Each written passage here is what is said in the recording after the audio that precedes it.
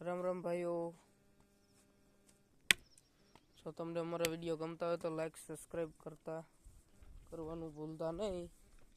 આપણી વાડી આગળ બતાવું બધા તો રેડી બન્યા રહી ગયો વિડીયો. બધા છે ઢોર મોજા પોગ્યો સૌ.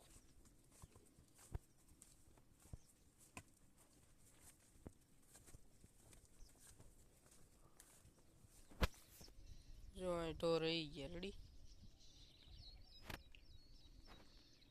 બધા સરે. આજે હું એક એવું દેખાડું છું તે તમને જોઈને કોમેન્ટ કરજો. આ શેનું છે ઝાડ વેલાવાળું છે